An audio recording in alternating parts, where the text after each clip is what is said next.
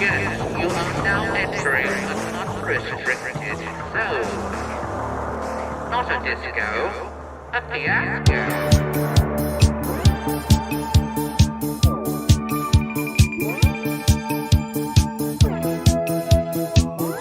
She has ways and means of making you dance. Come on, come on, dancing. Do not resist. Come on, come on, dancing. Do not resist. Come on,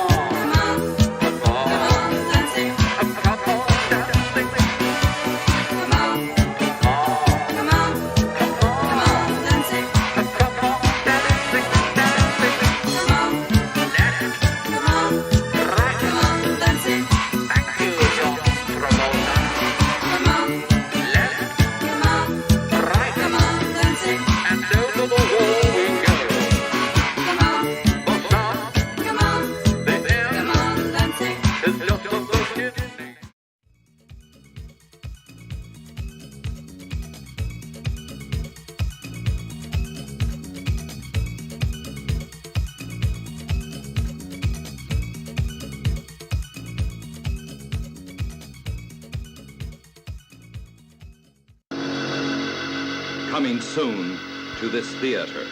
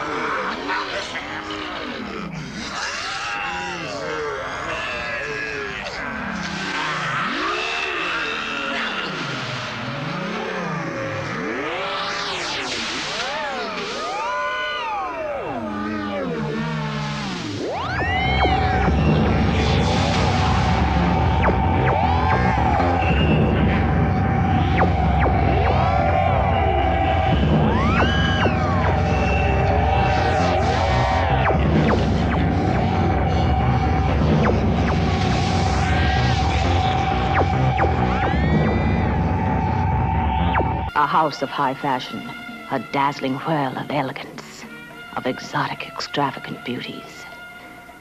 An adventurous journey into the devastating allure of the most sophisticated women and their intimate secrets. Suddenly, these lace curtains ignite a drama that will lacerate your emotions. Blood and black lace. Who is this shrouded, sadistic, sordid fiend who maims and murders? Why this bloodthirsty orgy, this holocaust of lives? In bleeding color. A shattering, shivering, shocking experience.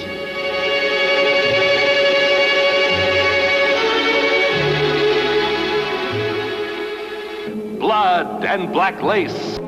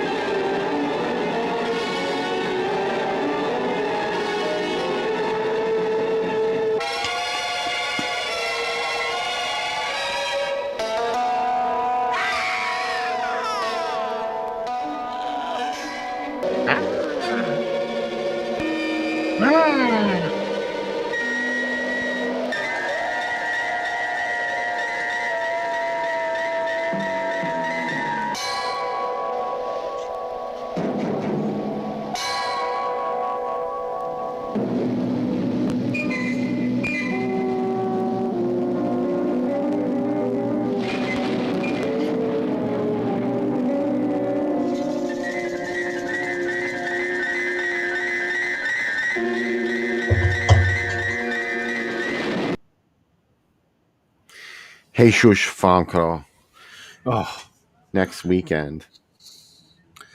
it's my favorite director, and who's the best director, and my favorite director who is not the best director. We'll join forces next week. Mario Bava and Jess Franco. Oh, what a time to be alive. With Joe Zasso. After seeing that trailer for Blood and Black Lace, I was reminded of that. Yeah. That effect of him forcing her hand onto the burning stove.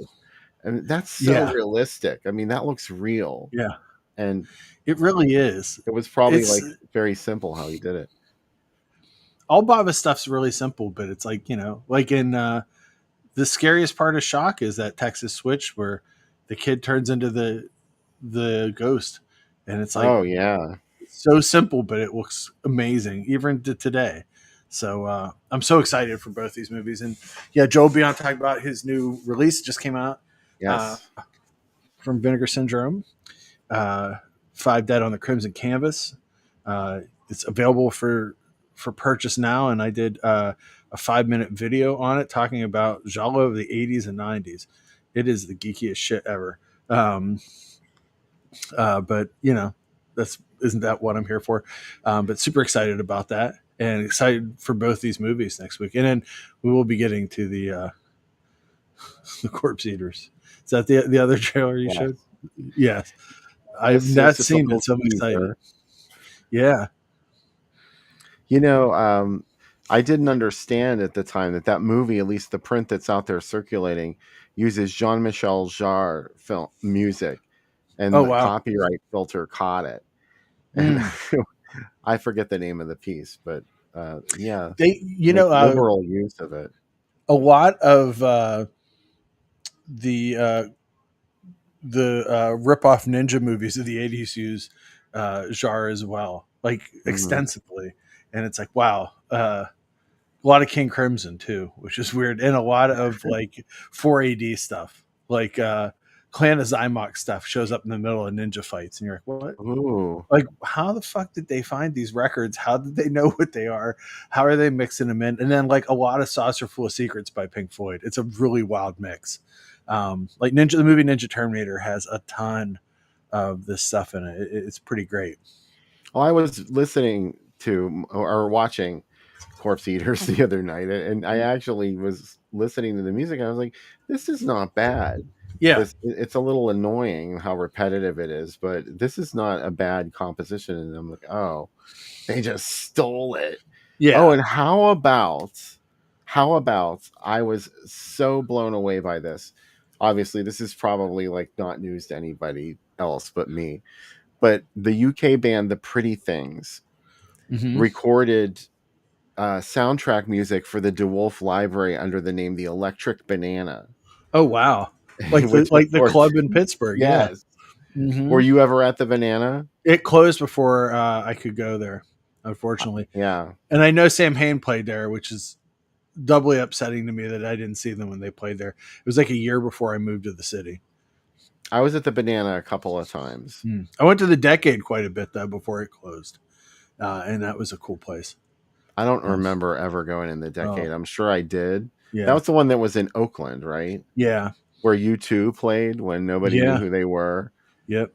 And Gene Loves Jezebel. Speaking of Gene Loves Jezebel, they played the Decade. They did. Lots of bands played the Decade. They used to have a list up on the wall of all the bands that played there. I used to go to Graffiti a lot too, because a lot of bands played Graffiti. I saw Mr. Bungle there, which was pretty awesome. It was a great show. And I saw Living Color there. Oh, right on. Yeah.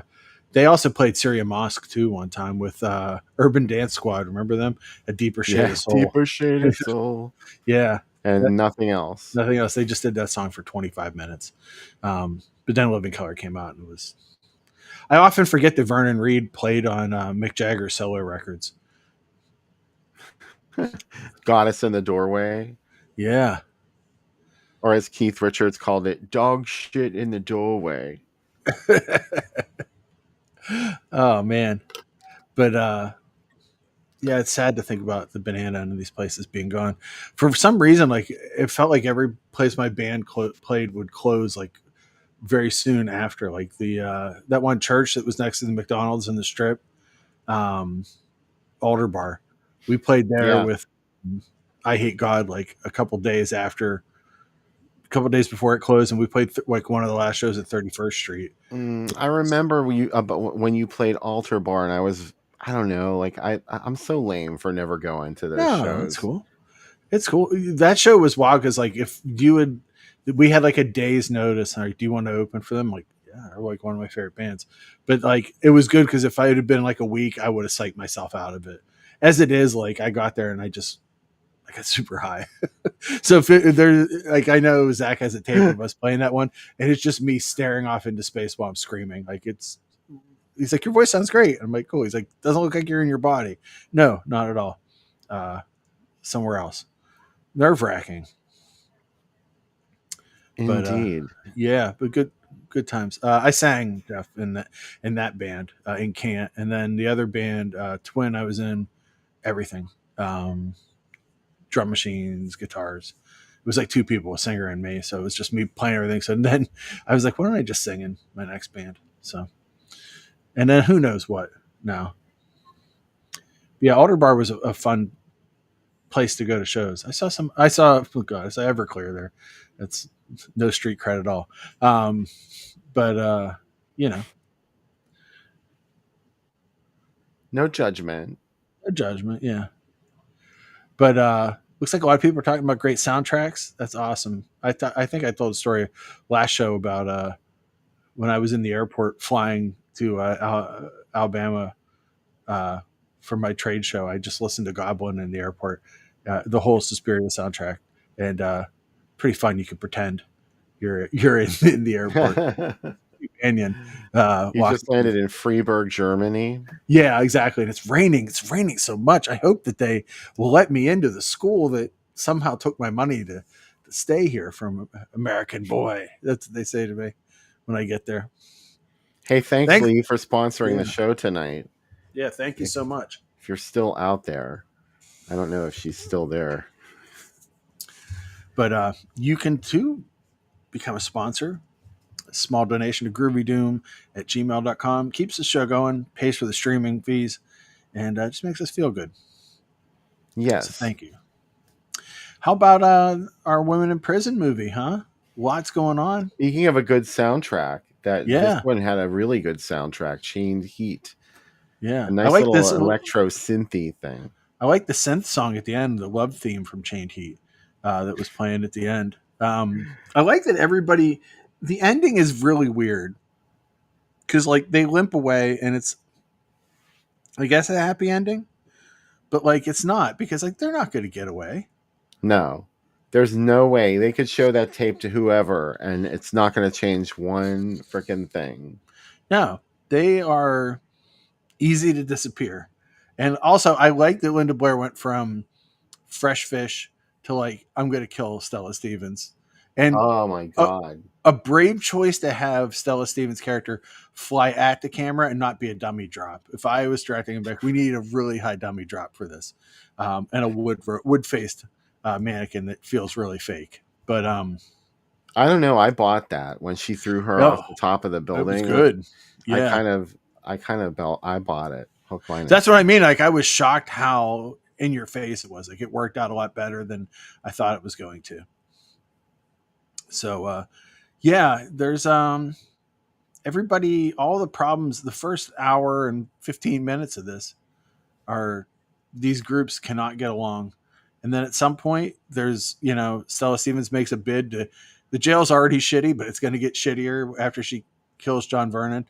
And her gang, her members of her own posse. The other thing Bill and I learned of going through the credits for this is John Vernon's daughter is in this.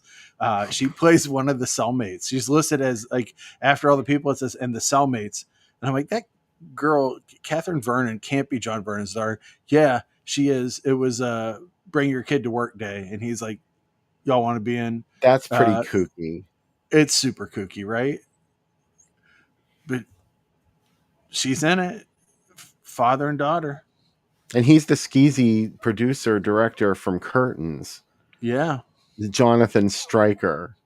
Yeah. The one that was so mean to Samantha Eggar. Why is everyone always mean to her? Like, he's fucking with her. This severed hand is fucking with her. Like, just leave her alone.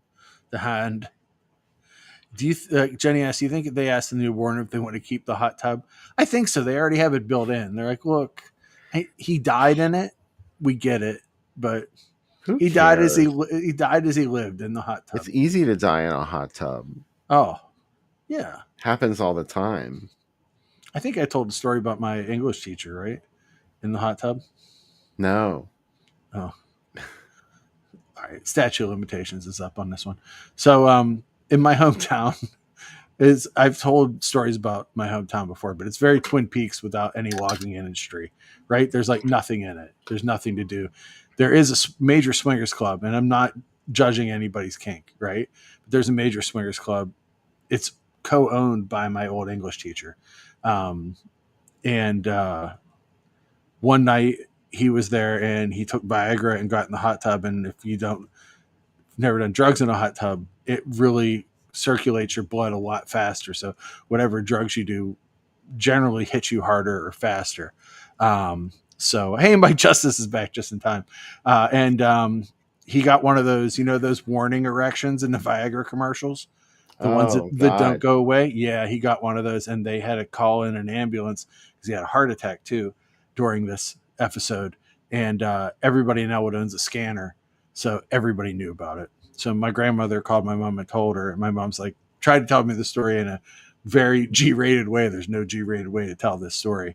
This is a person that told me I'd never be a writer. I'm a writer.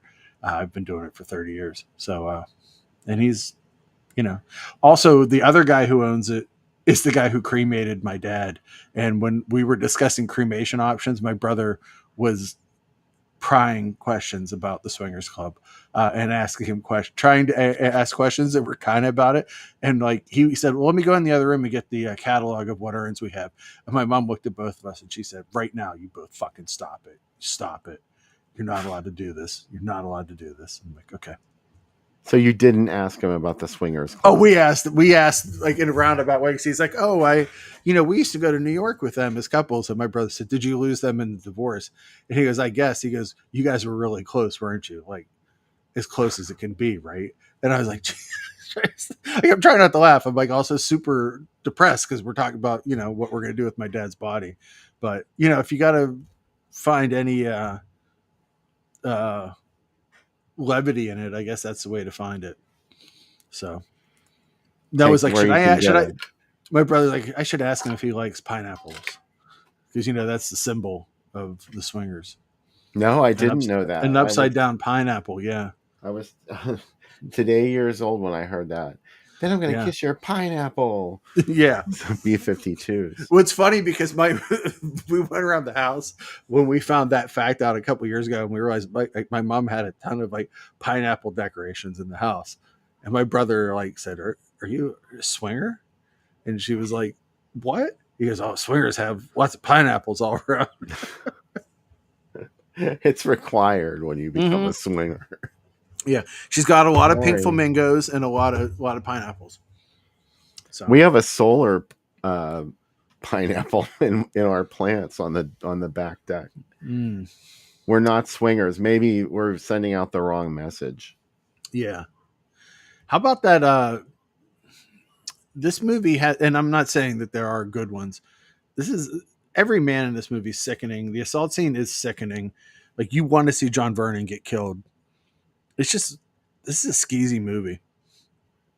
It's just gross. Yeah, I didn't understand the motivations of the characters half the time because, like, 1 minute they're fighting with each other, like Tamara Dobson versus Sybil Danning, and it's violent. Like, they want to murder each other. They have knives. They're like trying to kill each other with switchblades. Right, and then it's like the guards are preying on them. Then this weird Henry Silva dude comes in and is selling them drugs and taking them for like prostitution gigs.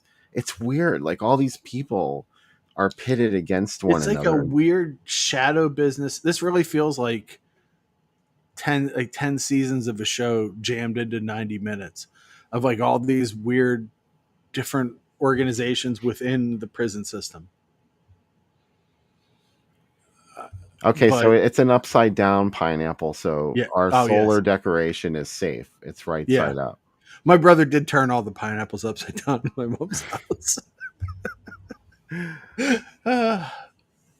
Did strange people start knocking on her door that she didn't? No. This is inside the house. It wasn't a beacon. No, other people. No, I do know that there used to be in Sharon, PA. There used to be a hotel that had like sex workers there, and they had like a different colored light they would put on because one of my friend's moms managed it. She said my mom told me if the blue light is ever on, and they had like a front like little like lighthouse kind of thing. If the blue light's on, that means you can ask for call girls when you get to the front desk. But you know what? If like, how does pre-internet? How Well, did that get out? How did that get out there? And what also, if you walked in, What? Go ahead. good. No, finish what you're saying. That's it. It's just weird. You said when you walked in. If you walked in, you were like, "Hey, I saw the blue lights on," and and then would they play dumb with you? Like, were you a cop? Do you know what I mean? It really seems like a bad communication system. It feels like there could have. I don't want to run it, right? I don't want to. It sounds urban legendy. It sounds me. urban legendy. But who am Though I to will say there was pre-Toronto being legalized, there was I dated a girl in Toronto for a while, and she would always tell me, when you come up here, we're going to get triple spinach pizza because they put weed in with the pizza. And I said, there's no way that's true. It's 100% true. So I was like, wow, that's awesome. Wow. It was a $75 pizza, but the best $75 pizza I've ever had. Yeah. Was the weed baked into the pizza? Is that no? what It was saying? Underneath it. It was in like a bag. Okay. It was in a Ziploc underneath it. What kind of drugs were they doing in Chained Heat? Everything, baby. Well, Sybil Danning had a J. Yeah. She's like smoking a doob, and so was what's her name that got hooked in the toilet. Oh yeah, Spider. What a horrible way to die. Yeah, Spider. What a horrible way to die. It happened very quickly. That hook. Spider is also in. She's also in Hellhole. Same actress. Spider. Oh God! Of course she is. Yeah. Of course she's in Hellhole too. Well, is there a crossover between the worlds of Hellhole and this? Does her character die in Hellhole? I can't remember. I don't remember. Wouldn't it be crazy if like in halfway through the movie they have like a prison transfer and then like a character from a completely different women in prison movie, like Lena Remé walks in from 99 Women, and you're like, what? That's what we should use AI for. Oh, why aren't we using AI for this? Do a mashup of films like Horror Planet, Galaxy of Terror, and Extra. Go. Yeah. Oh, there was at Fantastic Fest a couple years ago. They took the 3 Amy Fisher TV movies and played them all together, like where they edited them. It was like 3 hours long, and like the same scene would repeat itself but with a completely different actress. And then there was one scene from one of them where Joey Buttafuoco was playing drums, and they just kept cutting back to him playing drums, and they looped it for like 10 minutes. It was insane to watch live because I was like, what the fuck is going on? It was great. I really wish obviously they can't put it out. Speaking of centipedes, how about, Bill, you called it out, and when it happened, I couldn't believe it. That fake bug that ran across the bed when she was in solitary, when they like cut here's how bad the conditions are. It was a wind-up bug. It was literally a wind-up bug, and it did not look convincing at all. That's what I love about it. Like I like to think that maybe there's a fun prankster in the prison. I thought that's what it was going to be. Like someone was pulling it on a fishing line. It's like when you put $1 on that string and you hit the button, scream, top of her lungs. She really sold that. Linda Blair is a professional. She is. How did her hair stay so permy? I don't know. Despite the conditions that she was in. Like, you can't take a full shower there, like, without getting attacked. Also, can we talk about how much time these women in this prison spent unaccounted for? Yeah. Like, there's no rounds or, like, anybody, like, checking, like, bed checks or anything? No. Sometimes a limo comes and picks you up to sleep with a dude or go to the warden's house and get in the hot tub. Well, Linda Blair was hiding in that weird boiler room where her friend got killed. And she, who was looking out for Linda Blair? Like, even if the other girl wasn't in her cell, why no one wondered why she wasn't there? It's really strange. And it was dirty. That place was filthy dirty. This prison was not well run. No. Right? No. It's just like, yeah. it's I think everybody had bigger fish to fry than doing their jobs in the prison, except for Stella Stevens. And Yeah. she's like, I want to bring order to this prison. Oh, they had the dumbest guards. Oh, Remember the one that was sitting at her post, and Linda Blair like just fakes her out and stumbles out. She's like, ugh. And the first thing she does is unlock the gate and go in there. I'm like, what? You didn't even call anybody. Like, no, that's no backup needed, totally unprofessional. no protocol. It's a poorly run prison. Of all the women in prison movies, probably one of the worst run ones, right? Like Barbara Steele would have knocked heads. Oh, She's could my you favorite imagine? wardeness, my favorite wardeness in these movies. Yeah, Is it other than called a Elsa the Wicked Warden. wardeness? Wardeness, yeah, I think. I don't know because sometimes you say actor instead of actress now, so I don't want to say the wrong thing. So please feel free to Yeah. correct me. There's a time when actor applies, and then there's a time when actress applies. I guess if you Yeah. really had to make the distinction, but Mm. it's sort of like saying that being an actor and an actress is something different. It's Yeah. sort of like objectifying the actor because she's a woman. Yeah, I get that. I just want to do the right thing. So, no matter I what. don't know. No one really ever broke it down for me, but it's not a new thing. I mean, this isn't something that people only just started doing. Like, this has always been the way actors refer to one another. Mm-hmm. Um, In the Linda craft. Gillen schooled me on that. Oh, did she? Yeah. It's good. I'm here to learn. I realize that I'm never going to stop learning stuff, and I gotta pick up. Mike said the correct term is broads for female thespians. Thanks, Mike. Of Yeah, course. yeah.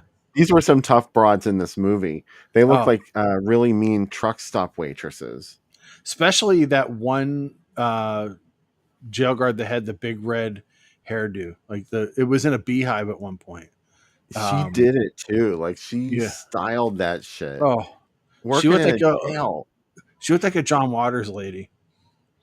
She was really tough. She's the toughest of them all. You don't want to.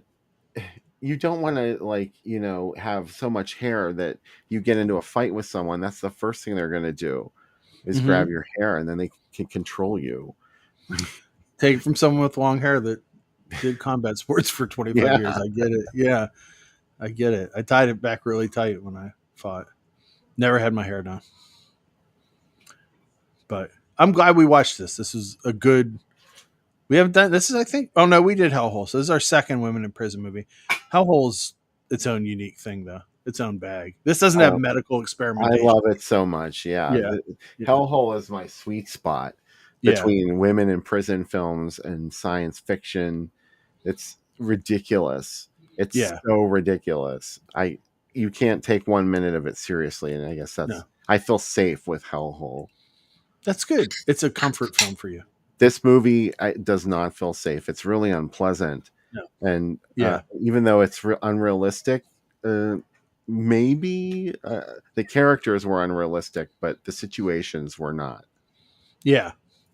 And it's grimy, and it feels like you want to take a shower after it, Yeah. and not with other people, like not in a communal shower. You want to close the door and lock it and take your own shower. We were talking about Stella Stevens and how she was sort of like this starlet Marilyn Monroe type at the beginning of her career, and then later she was doing roles like this. Yeah, she was in Scorchy too. Yes, where she has a dune buggy race in it. Yeah, and her son Andrew Stevens actually went on to make all of the Cinemax movies of your youth, Night Eyes and the like. Night Eyes 1, 2, 3, 4.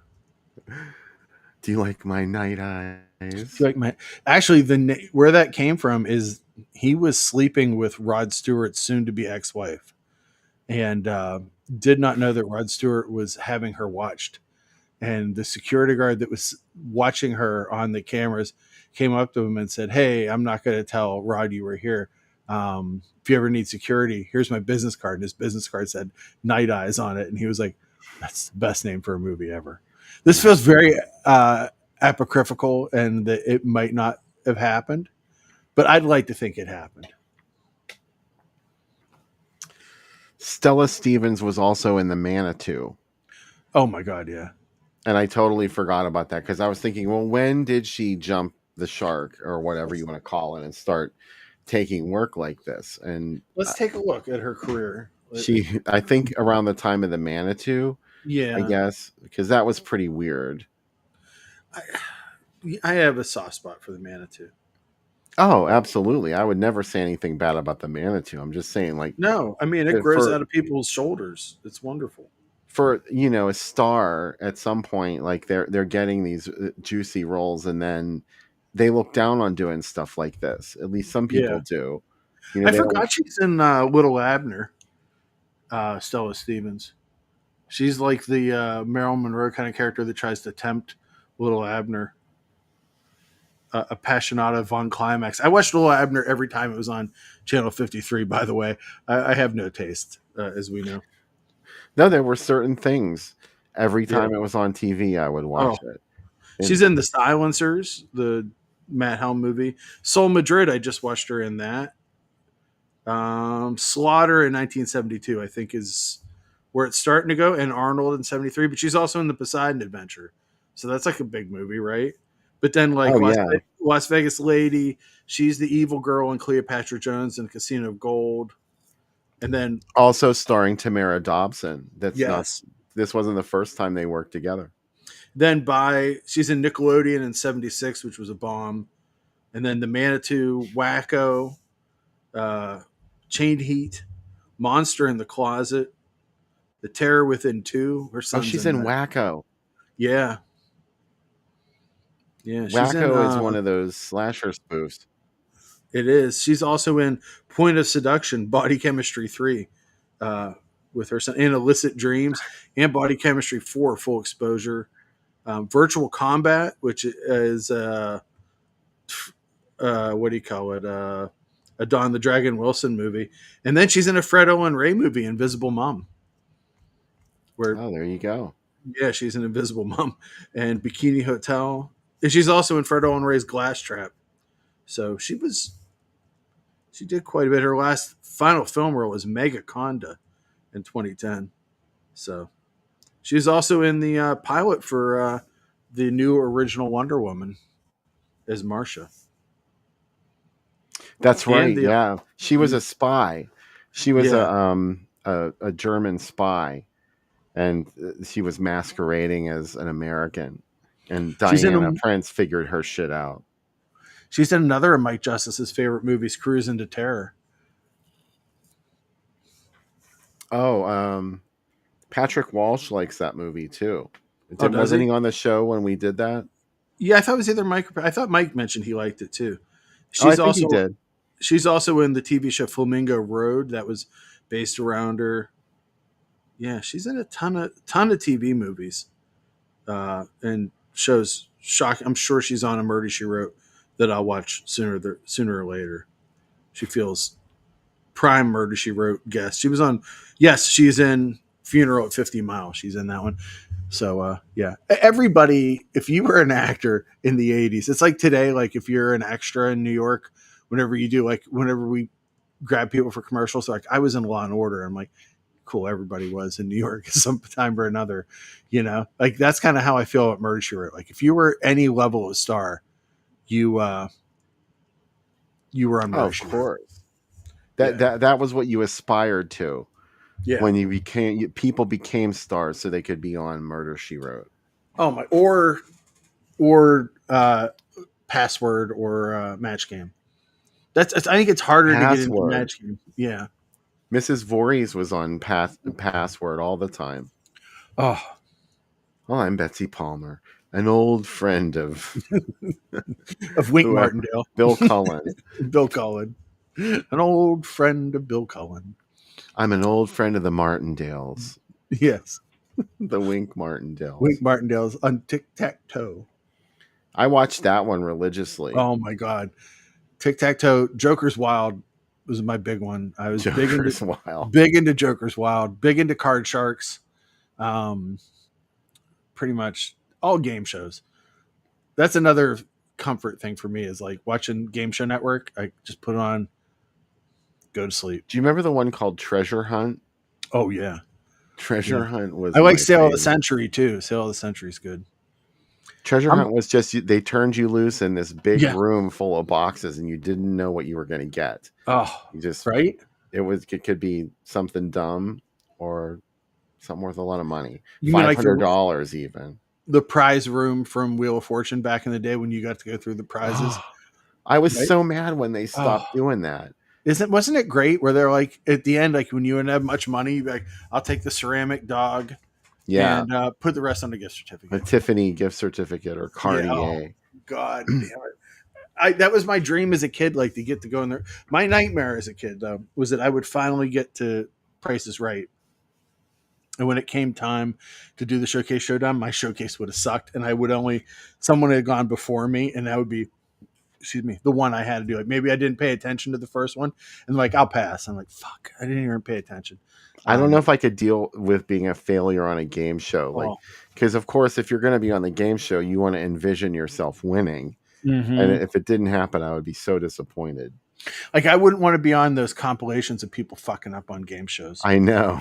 Right? I think. Oh my God! On Wheel of Fortune, we watch Wheel of Fortune all the time. Yeah. And I watched an episode really that broke my heart because this woman made it all the way to the bonus round, and she had the $1 million wedge, and she, it was something easy. I don't remember what it was, but it was one of those puzzles. You know what it is the minute that she picks all the letters, and she did not get it, and they opened the envelope, and it was the $1 million.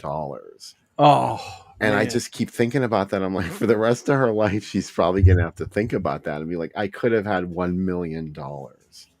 We went to the Wheel of Fortune live that they did in Greensburg at the Palace Theater. Yeah. And they picked people from the audience to be in it. And Becca really wanted to be in it because she's really good at playing it.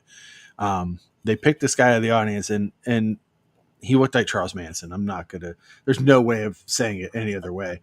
And they were, they do like the little talk with you before. And they said, what do you do for a living? He said, I take people's pain and make it disappear. And the host just said, okay. He had never seen Wheel of Fortune before, could not understand the concept of the show, and just kept screaming. It was the weirdest round of Wheel of Fortune I've ever seen in my entire life. Wow. It was something else. But the girl who was playing, she had won every round, and she missed on she guessed one letter off and didn't win the trip to Europe, which that was the big prize for it. It was very heartbreaking. I hate when they know the answer and they say it wrong. And they don't get the puzzle. They make a mistake in what they're saying. The other show that I always worry about is I know that I could get on stage at Price is Right because I'm good. My brother and I have quizzed each other for years on, on pricing games and what things cost, stuff like that. Like he can guess at a grocery store what his card equals within 25 cents every time. So we've really been practicing, but then I would get a game that is the golf game. I do really well. I think a mountain climber, I think I would do well. Safe Cracker, I would not do well. Safe Cracker's too much pressure. That was hard. Plinko is a guess, right? I love Plinko. That was my favorite. The Alpiner and Plinko. Yeah. But Safe Cracker is so hard. And the other one where it's the high-low one, that's hard too, where it's just you're getting a price of a car and then you have to figure in all the rules of California emissions. Oh, we've talked a lot about Prices Right, my brother and I. I knew somebody that was on the Prices Right. Oh my God. And he didn't make it. I only knew this, I didn't see him on it. Mm-hmm. I just happened to meet him, and he told this story once about how he went on the Price is Right. He won the first bid, and he got to go play a game and bombed on the game. Oh. And won a fireplace set. I also wouldn't want to be one of the people that spin the wheel and it doesn't go the whole way around. That can be strategic. Yeah, but you know. know when that happens and it's like just gets like partway and he's like, nope, you got to spin it the whole way. But now like it doesn't seem like as big of a deal, right? Like post Bob Barker, I don't care. I don't want to be on it. I don't know. Yeah, it's. I Not didn't as think I was exciting. gonna like Wheel of Fortune after Pat Sajak retired, but Yeah, it's okay. you Vanna's said still there. Vanna gets to do more. Yeah. No. So Yeah. Pat never let her talk. Oh, It was annoying. He would never let Vanna talk at the end of the show, and they only have like 30 seconds or something to say a couple things. And he used to step on her all the time, but Ryan lets her talk. Ryan Seacrest. that guy has to work 40 hours a day. I know. Like what the? He does like a radio show in the What morning. isn't does, he like, doing? He's doing everything. I'm shocked he isn't a guest on the show next week. Next week, Ryan Seacrest will be on to show Water Power. I'm trying to do it forced entry. That'll be his 2 picks. Come on, Ryan. Yeah. Forced entry. Forced entry. The roughy cut. The roughy cut only, please. He's also going to show a smell of honey, a swallow of brine. That's the other movie he picked. So, are you a fan of The Critical Drinker? Someone asked. I don't know what that is. So Yeah, I don't know what that is either. Yeah, but let us know. We'll maybe check it out. All right, so let's do a commercial break and then we'll be right back. How about that? It sounds great.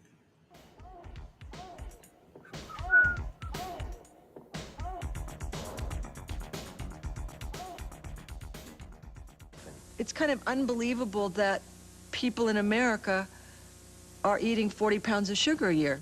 I was told about it, first of all, by someone who was a nutritionist and said, Sherry, you've got to make some changes in your diet. I have equal, and I feel happier because I feel okay. It tastes good to me. It's just there. I use it. I like it. You got the sugar, you got the pink stuff, and you got the equal. Only Equal has 100% NutraSweet. No sugar, no saccharin. I choose equal. Help, Miss Morrow. I'll trade you half a prune Danish for an honest opinion. Is it the dress or is it my figure? Honestly, it's your bra. My bra? Try this Playtex Cross Your Heart bra, but in the dressing room, please. Cross Your Heart crosses over, lifts and separates to help you cross over to a better figure. Wow. Of course. I improve your figure and you ruin mine. You try a Playtex Cross Your Heart bra and cross over to a better figure. Marilyn Chambers. She's desperate. Better come quick and get me. She's dangerous. And her victims are rabid. Rabid. A terrifying film starring Marilyn Chambers.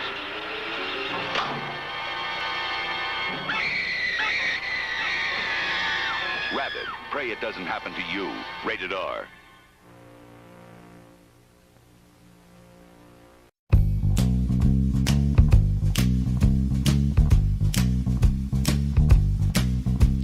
I rented my apartment on a Monday at 1, singing do lolly lolly shaky bum shaky bum. Started moving in it on a Tuesday at 2, singing do lolly lolly shaky do. Wednesday at 3, I called the phone company singing, hey baby, put a phone in for me. Thursday at 4, he came and knocking at my door singing, hey baby, I'm your telephone man. You just show me where you want it and I'll put it where I can. I can put it in the bedroom, I can put it in the hall, I can put it in the bathroom, I can hang it on the wall. You can have it with the bush, you can have it with the ring, and if you really want it, you can have a ding-a-ling, because hey baby, I'm your telephone man. Can you believe that? And then he says, no, when other fellows call you, tell them how it all began. Well, can you imagine? My heart began a thumping and my mind began to fly, and I knew I wasn't dealing with no ordinary guy. So while he was talking, I was thinking up my plan. Then my fingers did the walking on the telephone man, singing, hey lolly lolly, hey lolly lolly, hey lolly lolly, get it any way you can, right? So I got it in the bedroom and I got it in the hall and I got it in the bathroom and he hung it on the wall. I got it with the buzz and I got it with the ring, and when he told me what my number was, I got a ding-a-ling and singing, hey lolly lolly, hey lolly lolly, hey lolly lolly, just doing my thing. never done anything like this before.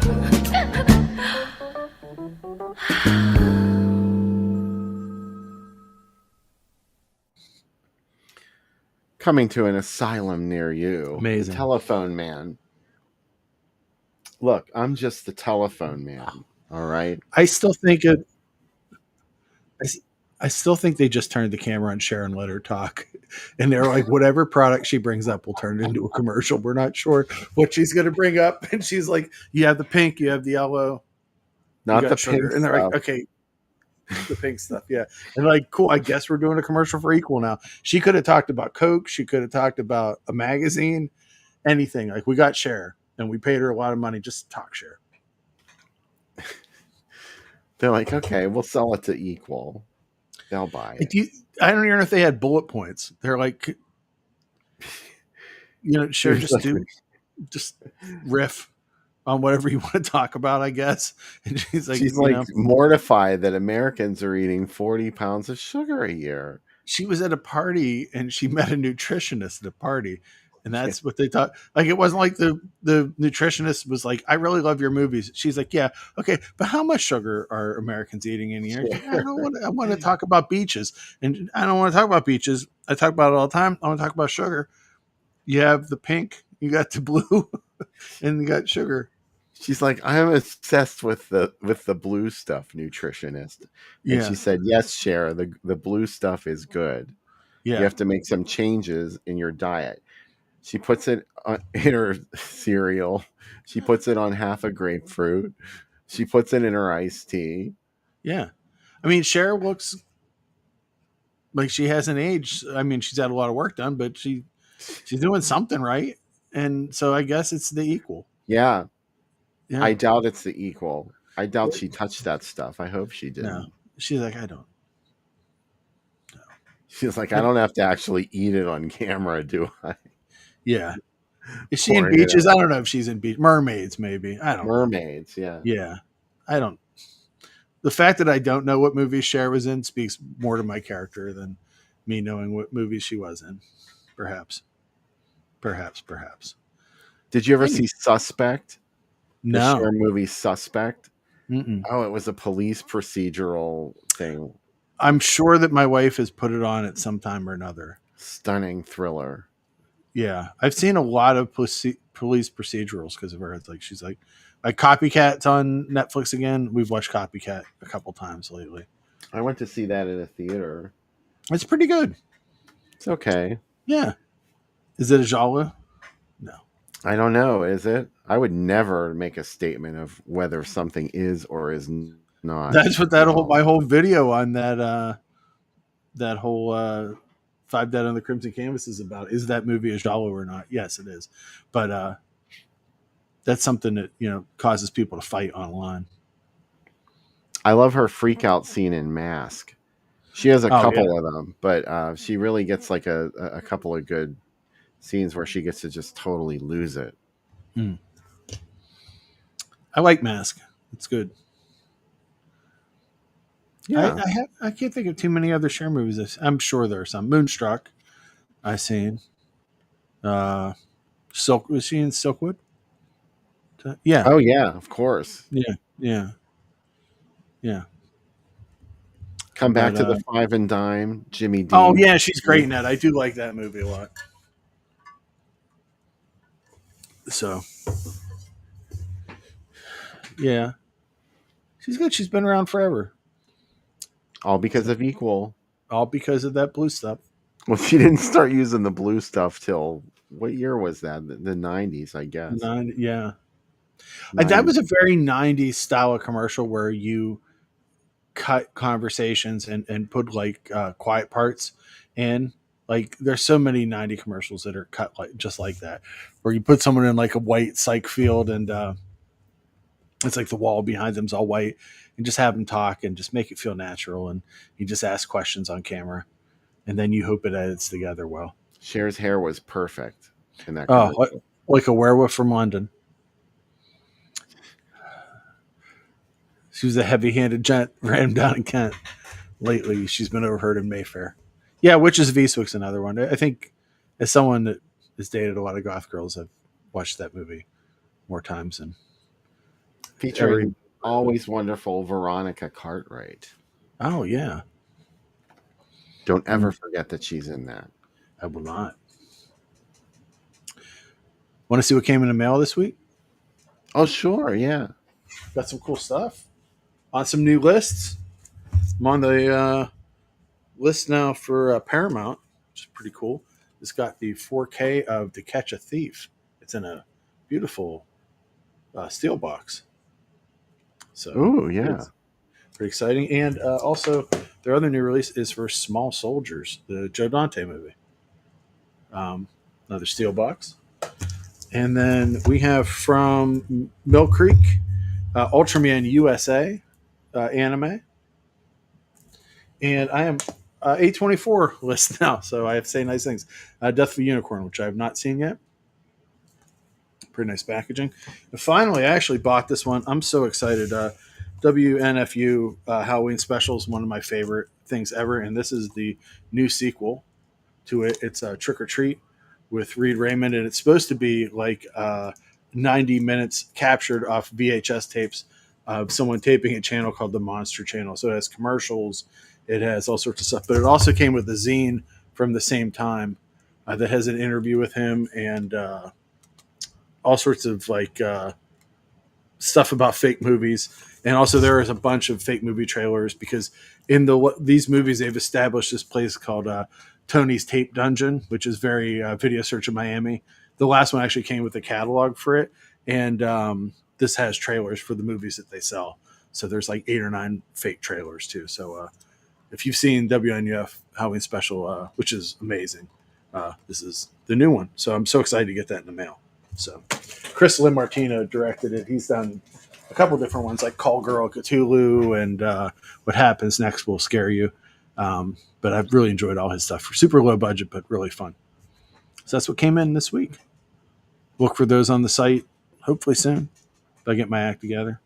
I'm in the middle of doing CBS Late Movie for the rest of July and some other stuff too. So been watching a lot of good junk, TV movie junk on a CBS Late Movie. So been feeling good about it. I love that TV movies went to die there. They would show up later, like you would think you would never see them again, and then they were like Curse of the Black Widow. Yeah, it showed up as the love trap. Oh, the other cool thing is there is a box set coming, out. Mill Creek had put out the classic Ghosts Gothic 70s television set. There was all the ABC. Remember the ABC World of Mystery TV movies? Mm-hmm. Yeah. Well, the Dan Curtis Late Night Mystery set is coming out of 4 of Dan Curtis's made for TV horrors, especially the ones that were shot on videotape. And those are all coming out from Mill Creek. So I'm super excited. Thomas, I said the same thing. My mom asked me, she said, what do you think CBS is going to do? I said, they're bringing back the late movie. And they're also going to have Crime Time after Prime Time again because they have all those CSI shows. They'll just put them on instead of the late show. And the name Crime Time after Prime Time is great. As long as I would love if they brought back McCloud. If I could watch McCloud at night. Oh my God. Are they going to show good stuff on the late movie? I mean, it would be awesome if they did. Right? Like they have tons of these TV movies. That's why I'm excited about Mill Creek putting out those movies. Cause like there's so many TV movies that have never even been released on DVD. Some of them came out on VHS, but it's few and far between. You can find most of them on YouTube, but that's what I loved about there's stuff that was on there that like where a lot of pilots got thrown to, that unbought pilots got put on the CBS Late Movie too. And that's what I really loved about it. It was like, it's such a weird, eclectic blend of stuff that was on it. Either you got McMillan and Wife and, like episodes of show, Kolchak played every 2 or 3 years. They would do it, in the summer. And you would get those shows, or you would get, in the beginning, major Hollywood movies. Later on, it was just like movies like So Fine, we brought up earlier with the Transparent Jeans. Like that was a CBS Late Movie. But Birds of Crystal Plumage played on it too. A lot of Sophia Loren movies played on it. Fulci's The Psychic played on it. Shockwaves did too, I think. There's a lot of stuff that played on it. Spectre did. I see that, Vince. Yeah, definitely. Black Noon. There's a lot of great stuff. I mean, they had 1,500 movies that played in the history of the CBS late movies. It ran from what 72 to 92,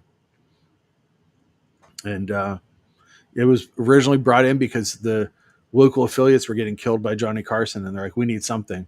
So CBS bought a whole bunch of film libraries, and that's how we got that stuff. It always blew my mind that John just brought up that it's like the ABC and NBC TV movies would eventually play on the CBS late movie.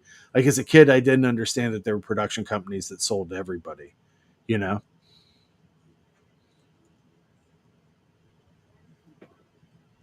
So that's my diatribe.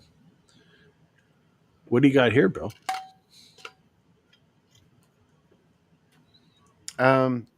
This is 8.5 of the best hours you could ever spend in your lifetime at the drive-in in Kingston, Ontario. I believe it's Ontario. And children shouldn't play with dead things using artwork from the oblong box. Yeah. For some reason, and it still looks appropriate. Madhouse. That's one of your faves, isn't it? Oh, it definitely Don't is. you like that movie? I love that movie, yeah. Meat is Meat, a.k.a. The Mad Butcher with Victor Buono. Wow. Grizzly, of course. Yeah. Christopher George, beautiful. Andrew Prine, beautiful. Jekyll is just stunning. You know what? I think what I've heard is just a little bit of Jekyll.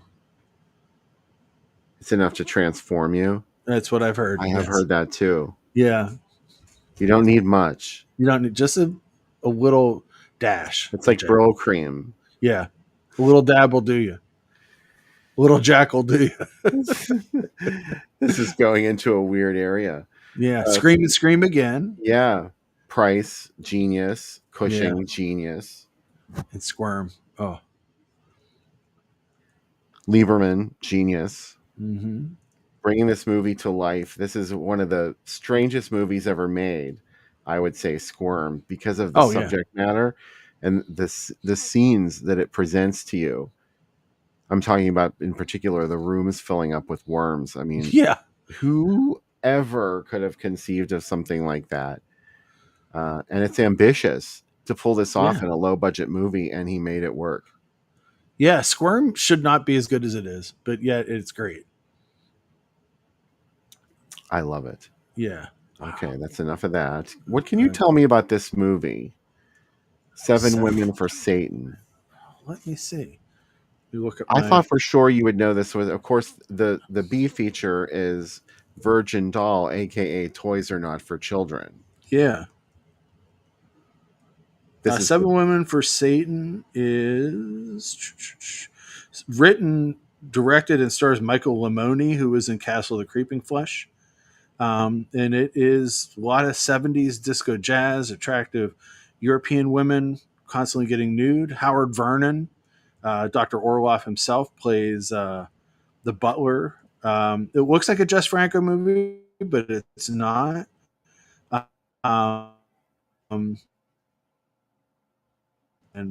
This movie was banned in France in the 70s, then censored, then forgotten about. Mondo Macabro put it out eventually. That's where I got my copy of it. But yeah, it feels very Euro horror, most dangerous game. Kind of, it's like a guy that keeps bringing women back and killing them. As I think Euro 7 horror is guys do. excessive, Matt. I mean, he could have stopped at 5, really. I would think 6 would be a more appropriate number for Satan, right? True. But then he'd just have to go find 6 more and then 6 more after that. Exactly. He doesn't know when to stop. That's Satan's problem. Satan, come on. He's like, If you I ever just had want everything. A Psycho Shock story. That's a Psycho Shock story of a passionate plaything. And then you're like, oh, this is going to be quite the sexy movie. And then you get to that movie, to Virgin Doll. You never expected what it shows you. Toys Are Not for Children. It's on the podcast this week, Bill. That's my movie for the week. I saw that. Yeah. and also my top 10 slashers as bonus feature. Um, you can learn what my top 10 slashers are. A list of changes almost daily, but always is taught by the Prowler. I think I gave you a list of slashers for being us about movies or something like that. Yes, you did. And you probably had a different top 10 slasher list then. Yeah, let me see. I think I still have your list. Let me use my magic box. Well, The anyway, little, yeah, yeah. I had a lot of folks share with me their top 10 lists a couple years ago. So I'm looking for yours now. this is Please Don't Eat Whoa. My Mother. Yeah, a movie that is Little Shop of Horrors with adult stuff in it. Featuring Renee Bond. I know. Oh, I love her so much, Bill. It So was at magical. Star Theater. And then you got to see Invitation to Ruin as the B feature. I love the logo for the star. Yeah. It's like Here I Am. Here I am, baby.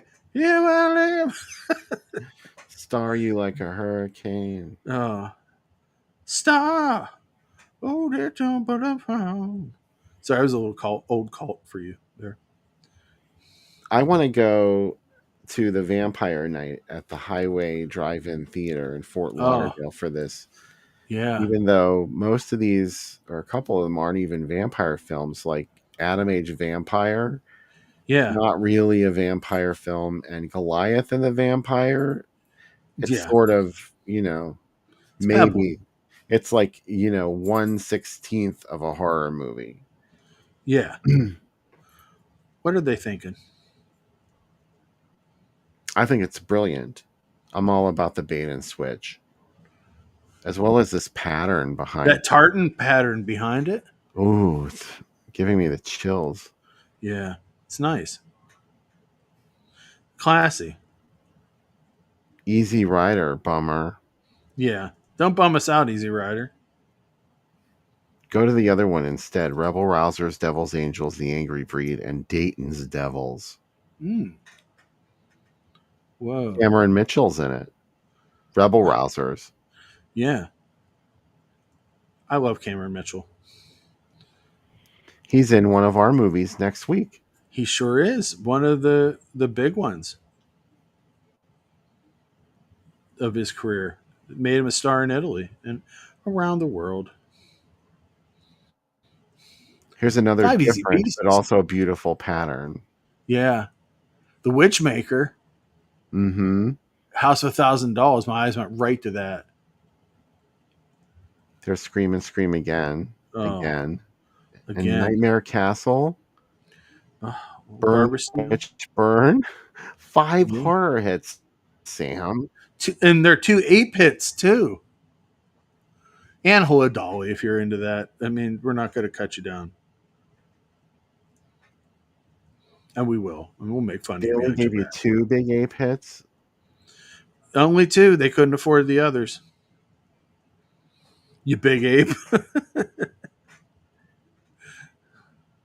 That's what you get. This is horror. This pattern. Blood Feast, 2000 Maniacs. The Living One Dead. Mm. The Living One Dead. I don't understand. 2 Living One Dead. Sorry. Mm. I did look up that movie, 2 Living One Dead. I can't remember what it's about, though. And Night of the Living Dead. Oh, I'm trying to decide what movie I would go multiple nights, but I got to tell you, the Mondo with Weird Wicked World, Macabre, Mondo Bellardo, and I can't see who that one is. That's awesome. But Zabriskie Point and Blow Up playing together is just wow, right? Yeah, I didn't even notice Blow Up down there. Yeah. I found your top 10, Bill.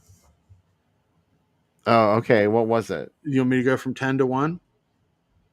Yeah, okay. Go ahead. 10 is My Bloody Valentine. Yes. 9, Halloween 2. Ah, 8, Psycho 2. yes. 7, Curtains. 6, The Boogeyman. Mm-hmm. 5, Maniac. Mm-hmm. 4, Terror Train. Yes. 3, Night School. Yes. 2, Friday the 13th. Mm-hmm. Number 1, He Came Home for Halloween. Oh, I love that one. Yeah. So that's But your is top it 10. really a slasher? Is it a genre? Well, people say Halloween isn't a slasher. The movies that imitate Halloween are Oh, slasher. yeah. So, la ti da. Yeah. I Anyway, had that some. was in no particular order, I don't think. No, I mean, that shouldn't be in any order. I think it's hard to put them into order for me, like of a top 10. Yeah. Because, here's mine. You want to know my top 10? Yes. Probably ones that people would pick. Number 10, we tied Halloween 2. Ooh. Number 9, Friday the 13th, The Final Chapter. Final chapter. That's the one that most people associate with the tropes of what Jason is. Proto Slasher, number 8, Town of the Dreaded Sundown, the original. Hello, Mary Lou, Prom Night 2. Probably most people wouldn't consider it a slasher. Texas Chainsaw Massacre 2. Stage Fright, which is not a giallo, it's a slasher, and also has dumb cops. Bad Dreams, number 4. Number 3, you knew it would be on the list, Trick or Treat. Number 2, Slumber Party Massacre 2. And The Prowler is my number 1. The Prowler. It should have been on my list somewhere. I love The Prowler. There's only room for 10 on a top 10. Yeah, and I think I would change a lot of my a lot of stuff now. Like I think if I were to go back and do it again, definitely, because I've seen some other ones now and I've thought through it. And maybe like, oh, this one's maybe important. Maybe I was being elitist before, and I'm like, I should get in something weird like Slumber Party Massacre 2. Though I really do like that movie. Can you think of a movie that is like that? Like everybody loves it, but you really don't like it, and you've tried a couple of times and you still don't like it? Quite a few, yeah. Scream is one. Scream. Yeah. Ooh, Sorry, that's a big one. Yeah, I just can't get into it. You know what's funny is I felt that way about Nightmare on Elm Street movies for a while, and then when we watched them all at the drive-in, I was like, these are pretty fun to watch together. They're never going to be my favorites. I don't like The Burning as much as a lot of other people do. Me either. I'm with you on that. Yeah, I think there's better slashers. It's funny because there's a couple that I would put on now that what's the one The Prey, is that the one that has all the weird endings and stuff? It's not human. It has an axe. Yeah, I really like that movie the more I think about it. I didn't like it the first time I saw it, and I like it now. How about The Forest? I really like The Forest because of the ghost mom and son. Yeah, I really like The Forest. I love The Forest too. Yeah, and I think I would probably put Just Before Dawn a lot higher up now. The more that I've seen it, I really like that movie. You know what movie everybody loves and I don't like, and I've tried a couple of times? Motel Hell. Yeah. I really don't. I just think it's boring. It's really boring. I tried to like it because everybody. It's a bit long. Even people that don't really like the weird shit that I do, like tell me that they like Motel Hell. I don't know. I like. Eh. I know it's not an A or B pick, but I like the Funhouse more than that. I would probably put the Funhouse higher up on my list if I was putting this. But is that? I don't know if it's a slasher. Wait, what? The Funhouse. Oh, the Funhouse. Yeah, it's a slasher. Of course it is. Yeah. I like the slash. I like that one. You know what? I really like Fatal Games a lot now. Weirdly, it's a very late in the cycle slasher, but I really like that movie too. Okay. Don't Go in the Woods Alone, John. I actually really like that movie. It's rough. It's really rough, but I like it. I like it better than Madman, and they're very similar movies. Though Madman does have the Madman Mars theme in it, so it has that going for it. You know what I watched not too long ago that I thought was actually pretty good? Humongous. Mostly because now there's that fixed up version where you can actually see what's happening on the screen, whereas I remember seeing it on HBO and you couldn't see a damn thing. Mm-hmm. So I liked that movie when I could see it. Now Mike's just picking all the movies that I talked about on the list to say bad stuff about because I made fun of. Now you talked about two. I know. I'm just joking. And now Don's leaving the show. Don did a list for me too a couple years ago too. So you know what? The beauty of it is we can all agree that we like slashers. We just don't have to like the same one. Yeah, sorry, Don. Yeah, that's okay. But I think the thing about The Burning is they didn't have it at my video store as a kid because we just got a different package and we didn't have it. So like I read about it constantly in Fangoria about how great it was. And no matter what, it was never going to live up to what I had built up in my head of it. Because I had read the Grand Illusions book Savini did, had all the effects for it. Yeah. You know what I mean? Like I was super ready for it. And when I finally saw it, I was like, yeah, it's okay. And like I didn't want it to be okay. It had to be like it's really cartoonish. Yeah. Like Friday the 13th is serious most of the way. It's dead serious. But The Burning is like so silly. Especially the part where he's hiding in the dinghy. Or so he's like somehow he's all crouched down inside of this dinghy. And then when they get close enough, he leaps up with those garden shears and the boat isn't even moving. Oh yeah, and like the fingers go flying and stuff. Yeah. Like the effects look good, but it's like, yeah. I mean, I know it's a slasher movie, but you know, I don't know. Yeah. Those kind of things, I didn't like them in that movie. I wanted I guess I wanted it to be something different. Yeah. But we did have a point in our lives and 80 and 81, 78 through 81 where there were new slashers in theaters all the time. And now it's like if a movie like Hard Eyes comes out, we're like, well, I got to go see it because there's no other slashers that are playing. Do you know what I mean? I have to you have to support it. Yeah, I do. That's how I feel at least. So, dang, pick up. I mean, it looks like we're never getting another Friday the 13th again. So I know. Yeah. They can't bury the hatchet. Yeah. Nope. I have a couple more of these. Oh, these are great. Yeah. Look at the X-rated one at the bottom that's showing Ouija board. Yeah, what is that? It's Sweet Bippy. Ouija board. That's like, please don't sue us, whoever has the rights to Ouija. I guess that is a registered trademark. Ouija. It is, yeah. Hasbro owns it now. Oh. Bullet and Bonnie and Clyde is a date right there, right? Like those are like as big as it gets.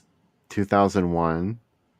Yeah. Trying to be all inconspicuous there in the center. Stand up 2001. Yeah, come on, Keir Delay's head. Let us know you're there. Zoom in a little. Are you going to go to the Strongman show? I sure will. Yeah. I'll be waiting around the back door. Yeah. Well, Cool Hand Luke's hiding too. Did you see that? Cool Hand Luke's just like, oh yeah. Like, hey, I'm eating eggs. Is that Myra Breckenridge I see? Where? Yes, it is at the bottom there, bottom center. Oh my God. Myra fucking Breckenridge. Oh man. That movie. Wells. Rex Reed shit on movies. I'm like, sir, look in the mirror, sir. You're in Myra Breckenridge. I love that when they made Police Academy 7, Rex Reed had said in his review for 6, if they ever make a 7, I will retire from being a critic. And Paul Mazursky was like, put your money where your mouth is. The producer of it, he goes, we made it. Now you must retire. And he didn't retire. Amazing. They call me Mr. Tibbs. That's one of my favorite titles of a movie ever. Yeah. Oh, House of Dark Shadows. I loved when we saw that at the drive-in. Yeah, that was sort of one of those, cornerstone films for me when I was a kid. That's one of the things that really turned me on to vampires, I think. How about this Beast of Blood, Curse of the Vampires, the Reptile?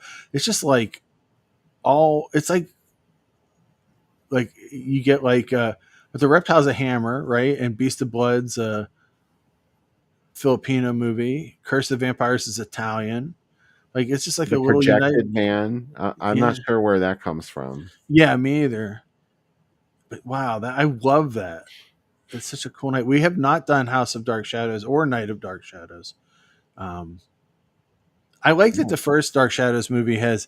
It's like, hey, if you don't want to watch 5 seasons of this show, we're going to try to do as much of it as we can at an And they hour and a half. managed to squeeze it into 90 minutes. They do, and it flies. It's like as soon as he meets someone, he falls in love with them. They have an affair. They screw him over. He kills them. Okay, next, and like it's awesome. Oh my god! Support your local sheriff too, man. I have a weakness for the airport movies. You know this, right, Bill? Oh, of course. I love, especially the Concorde. And this is, I like that they had to show you that airport was a book. Like, here's a picture of the book in the ad. Nobody else demanded. Beast of Blood wasn't like, hey, put the swizzle stick in the ad, you know? There's Woodstock. Oh, wow. Woodstock. And Easy Rider, bum you out. Ugh, God. Coogan's Bluff, too. Tongue-tied. Tongue-tied. Boom, boom. Oh. Oh, there's Myra Breckenridge again. Gruesome Twosome. Oh, something weird. Wow. A Nightmare in Wax and I look. Okay, that's a great. I have no notes on that one. Yeah, you didn't even have to sit through Blood of Dracula's Castle in that lineup to see Nightmare in Wax. No, and I love that. What do we got? We got Free Grass, Run Angel Run, which is great. Mondo Mod and the Hellcats. Like 2 out of 4. Pretty good there. What do you say to a naked lady? Oh, right. How about Kelly's Heroes and the Dirty Dozen together? That's that's where Dad wants to go. Yeah. Yeah. It's okay. It's okay. Yeah. I watched the movie Bummer this week, Bill, and it has the most upsetting tagline ever. Do you know that one?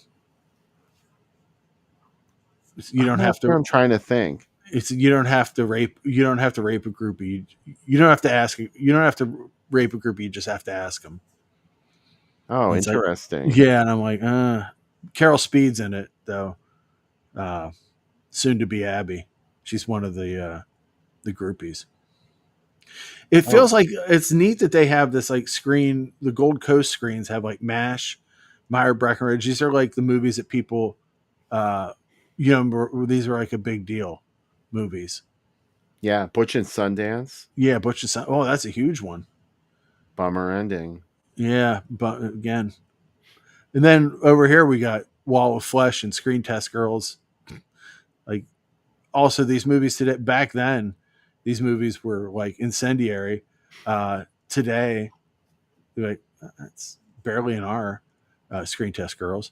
Yeah, Bummer is a super downer movie. Don, it is, but like we put it in the fucking name. We told you it's called Bummer. They didn't lie. They did. We were not lying. It is called Bummer. That Gruesome Twosome, Something Weird, Nightmare in Wax, Night of the Living Dead. Bill, that is a great. I just keep coming back to it. It's great because like Gruesome Twosome's whatever, you get it or you don't. Something Weird is I love. Nightmare in Wax, 100% love, and then like Night, The Perfect End, and Cameron Mitchell in Nightmare in Wax. Matt, excuse me. Matt says the arrows are pointing nowhere. Yeah, they cut apart another ad. That's pretty go much with the flow. Yeah, wherever the arrow takes you. So you know what I watched this week that I wanted to talk about a little bit was the new Vinegar Syndrome Let's Scare Jessica to Death release. I finally got to sit down and watch it. And it graduated from being one of the many sealed items in my collection that I've never even watched. This one is beautiful. It's absolutely stunning. I haven't seen Let's Scare Jessica to Death look this good. But I have not upgraded since DVD either. Mhm. So I know Screen Factory put it out. It probably looked pretty good too. But this is the 4K scan. I think it's 4K. Mm-hmm. So anyway, and I do not have a UHD TV, so I really don't know what a UHD disc could look like or a film looks like in UHD. But I'm not really concerned about it, to be honest. It's it's not a big deal to me. And Let's Scare Jessica to Death is a movie that just it works no matter how you see it, Oh whether yeah. it's all cleaned up like this or whether it's on TV where the reception isn't coming in too bad on a UHF channel in the middle of the night or even during the day. I saw Let's Scare Jessica to Death during the day. It's daytime scary. Yeah. That's hard to do. But a lot of its shock scenes happen during the day, like in broad daylight when she comes out of the lake at Oh, her. yeah. She tries to like drown her. She's pushing her under the water. And then all of a sudden you see her get up and she has the wedding dress on her. That really freaked me out in broad daylight. That's right on the cover of the new release. It Yeah. has that. Yeah. I am trying to find the time to devote to watching it and not be working or writing or doing anything else just so I can really drink it in. Do you know what I mean? Like that feels like a movie I need to set some time aside and just Yeah. enjoy. I know I've seen it a bunch of times, but I'm excited to see it and it's like most perfect form. Featuring Alan Arbus's wife, Mary Claire Costello, as Emily the vampire. Oh. Or is she? Is she? Thanks for finding those 5 ads. Like I love those so much. Those are like a puzzle of magic. What ads? The ones you were just showing those. 5. Oh, okay. No, I just love those. Those are The ones with the arrows pointing to nowhere. Yeah, that's where the road to nowhere leads to me, as Ozzy said. That's the Fort Lauderdale drive-in panel, and I'm telling you, it was, stunning. Even if you didn't like the movies, the layout was always really super groovy like that. And it went that way all the way up until like they started doing those panels I share all the time with all the different logos pasted together. That it eventually turned into that because there were so many of them they couldn't even put those big picture images up anymore. And it became that really tight, compact grid of logos and hand-drawn pieces, just absolutely stunning. You can't go wrong either way. I get into this kind of stuff. No, I do too. And I'm very excited. Just as anyone has any old DVDs for sale, DM him if you do. Oh, I have a bunch of stuff, Jeff. Yeah. In fact, I was just thinking about how I have to clear some shelf space. I'm always in the market too, Bill, so I'll check out what you have. I will. Well, probably it's all stuff you gave to me. Oh. So you can have it back. All right. Well, thank you. No, it's probably stuff that's been in my collection for years and years and years, or stuff I've upgraded. Yeah, it's funny. Whenever I go to Half Price Books now, I always see, oh, that's all the new 4Ks that got announced. That's when you'll find all this stuff. So you'll find Night of the Sharks and Monster Shark and all the stuff that's coming out from Severn over the next couple weeks. The new stuff. Was there a Blu-ray for Monster Shark before this? I don't think there was. I think there was a DVD, and I don't think it ever came out on Blue. I feel like Code Red might have put it out at some point. But I don't think it was titled Monster Shark. I don't really know. But, I've always had sort of a soft spot for that movie, and I've been wanting to see a nice fixed up version of it. So I am kind of interested in that. Yeah. And I think I'm excited about that, and I'm really excited about the 4K of Asylum because that's one of my favorite shows ever, like movies ever. Like so, and I never upgraded from DVD to Blu-ray on that, so I'm thinking I'll probably pull the trigger on that too. Yeah. And there's a Claudio Fragasso Skinheads, which I've never seen before. It's like, guys, chill. San Diego Comic-Con's at the same time. All sorts of G.I. Joe figures are coming out. Like, let's chill out. I have a very limited budget, guys. But, I get excited. I'm excited about next week's show, Blood and Black Lace, with Dracula, Prisoner of Frankenstein, and special guest Joe Zasso. I should start. I saw that Frank said we used to have the Wheel of Fortune. We'll have to bring that back. So I have some extras of some stuff that's come in. So maybe we'll do that soon. We'll do the giveaways to everybody except Canada. So we need to do that again. I feel bad about that, but yeah, it's so expensive to ship to Canada. It is. You can still win, but you got to pay the shipping. Yeah. Thanks for doing the show again this week. And thanks to Jennifer, who was on and coming on again and being so open and explaining stuff about her career. It was awesome. I just love that we have guests on to do that. And Joe will be, any question you have with Joe for the movies he directed. TerrorVision has a box set out of his Lost in the 80s films. There's also a couple of his movies that have come out from Vinegar Syndrome. So it'll be kind of exciting to talk through some stuff with him and see what's out there. Right on. So it'll be next weekend. Great week, and we'll see you then. Thanks for hanging with us tonight. Yes.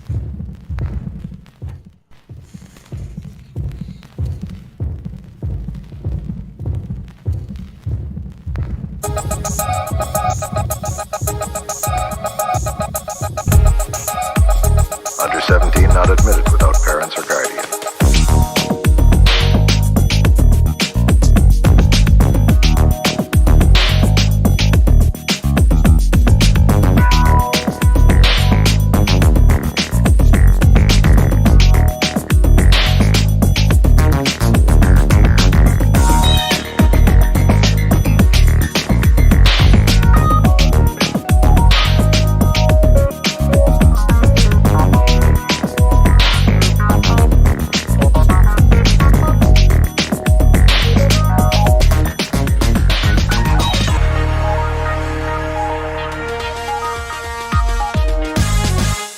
Under 17 not admitted without parents or guardian.